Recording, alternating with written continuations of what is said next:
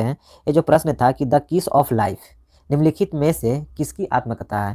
तो इसका सही आंसर है दोस्तों, आप लोग जानते हैं कि इमरान हाशमी जो है एक एक्टर है बॉलीवुड का, जिसे किस ऑफ किंग कहा जाता है। तो इन्हीं की आत्मकथा है द किस ऑफ लाइफ। चलिए अगले प्रश्न के बारे में बात करते हैं। नेक्स्ट जो आपका प्रश्न है कि भारत ने टोक्यो ओलंपिक 2020 में किस टीम खेल में कांस्य पदक जीता था, माने भारत द्वारा जीता गया एकमात्र कांस्य पदक था, तो वो था hockey. Option number B is the right answer है। हॉकी में भारत टोक्यो ओलंपिक 2020 में सिर्फ हॉकी में ही कांस्य पदक जीते गए थे। चलिए अगले प्रश्न के बारे में बात करते हैं कि किस सदस्य द्वारा सदन के समक्ष किसी मामले पर बहस को संक्षिप्त करने के लिए पेश किया गया एक प्रस्ताव है। तो इसका राइट आंसर हो जाएगा दोस्तों ऑप्शन नंबर ए समापन। जब किसी समापन होता है सदन का तो उसके बहस को संक्षिप्त रूप में पेश किया जाता है। चलिए अगले प्रश्न के बारे में बात करते हैं। प्रश्न नंबर जो 5 है कि निम्नलिखित में से किस टीम ने वर्ष 2019-20 में रणजी ट्रॉफी जीती थी। तो इसका राइट आंसर है दोस्तों सौराष्ट्र। सौराष्ट्र जो था आपका 19-20 में रणजी ट्रॉफी जीता था। चलिए अगले प्रश्न की बात करते हैं। प्रश्न नंबर जो 6 है कि किसने Swiss open super 300 badminton tournament 2022 में महिला एकल का खिताब जीता।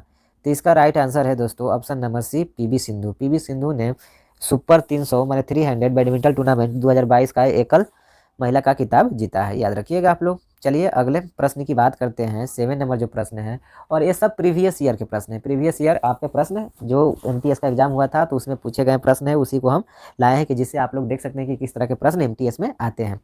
तो देखिए 7 नंबर जो आपका प्रश्न है कि अपर्णा सतीशन जिन्हें प्रतिष्ठित राष्ट्रीय नृत्य शिरोमणि पुरस्कार 2022 से सम्मानित किया गया है, निम्नलिखित में से किस नृत्य शैली से जुड़ी है। इसका राइट आंसर हो जाएगा दोस्तों कुचिपुड़ी।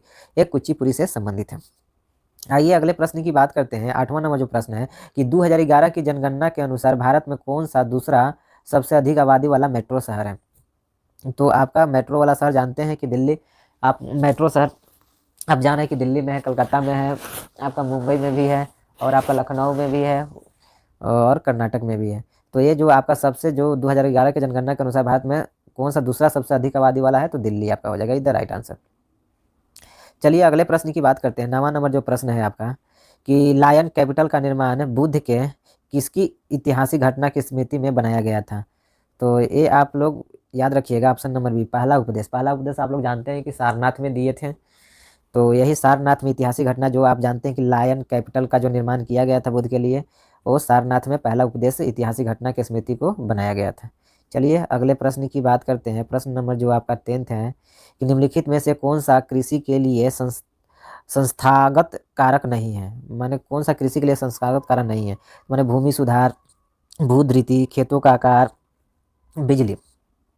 देखिए बिजली कोई मायने नहीं रखता है खेतों के लिए, लेकिन आजकल तो खेतों के लिए बिजली भी मायने हो गया, क्योंकि जिस तरह से बारिश नहीं हो रही है और बरसात की कमी के कारण खेतों में जो पानी की कमी हो गई है, और डीजल भी जान ही रहे पेट्रोलियम का जो क्राइसिस चल रहा है, जिसके कारण बिजली से ही मोटर से ही पानी खेतों में पहुंचाया जा रहा है नलकूपों के माध्यम से। तो आजकल तो बिजली भी हो गया, लेकिन अगर कहा जाए बिजली नहीं भी रहेगा तो भूमि सुधार, भूधृत और खेतों के आकार, ये सब कारण हो सकते हैं, लेकिन बिजली नहीं हो सकता है, याद रखिएगा।